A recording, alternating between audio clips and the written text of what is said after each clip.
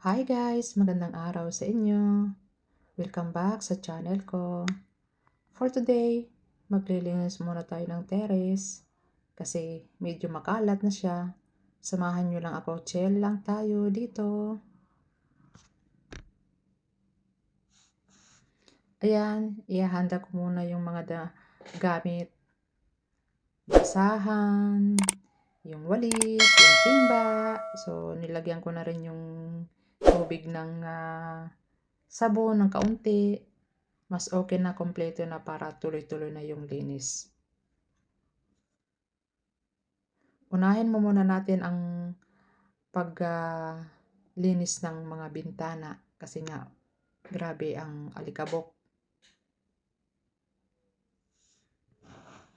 So ayan, linis-linis lang muna tayo ng bintana natin.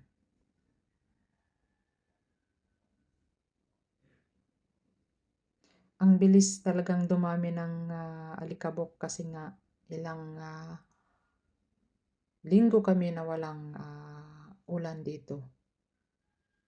Kaya ayan, puro alikabok ang ang bintana. Maalikabok ang mga paligid.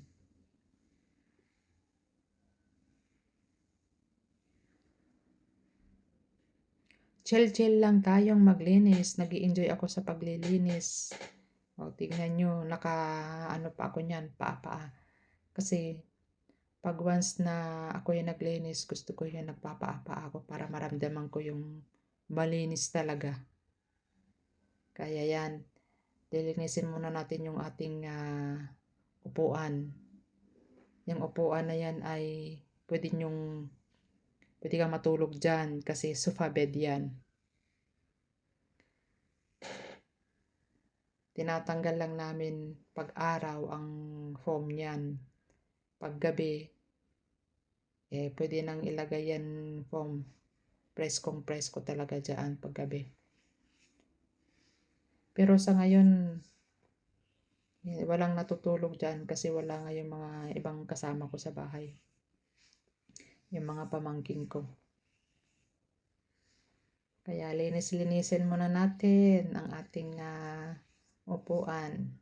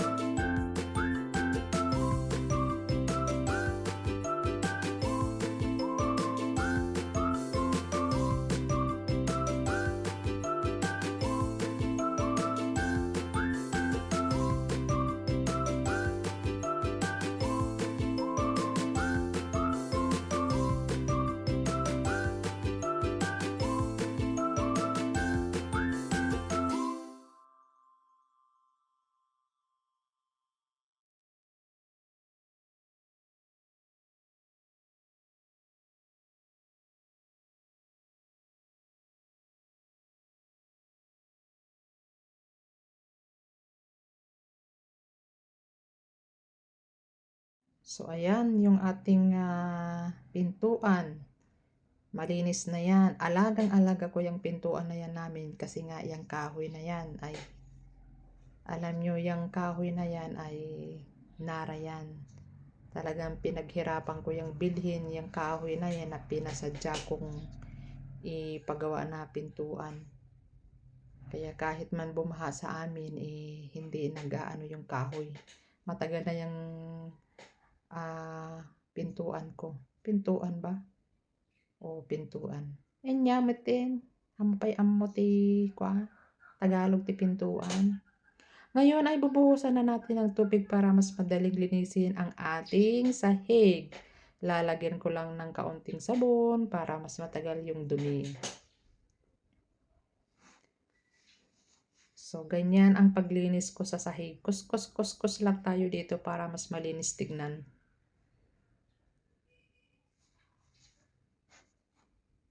Nakakapagod pero satisfying pag nakikita mong pumuti ulit yung sahig.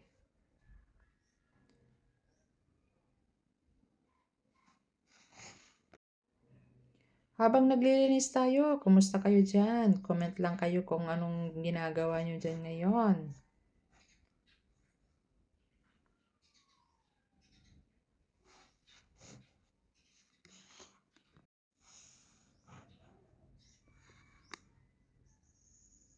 So, ayan, nag-i-enjoy nga naman ako. Ganyan ang paglinis ko sa sahig ng terrace namin.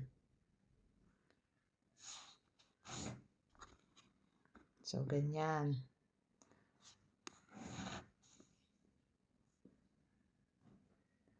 So, ang gagawin naman natin ngayon ay yan, alam yung basahan na yan ay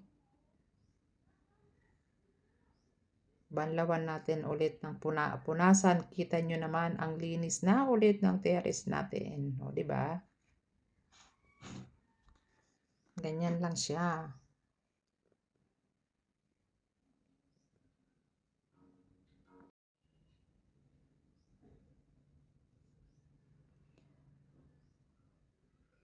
So, ayan. Tapos na tayo maglinis.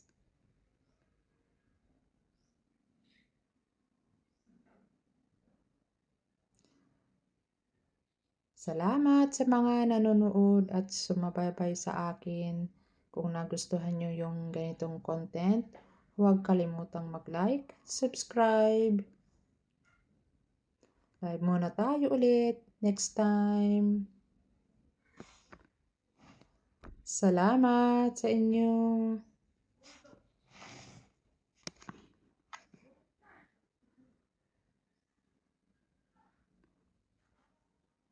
Thank you very much for your watching and bye-bye. Kintab-kintab na yung sahig. Pwede na lang pwede nang humiga dyan.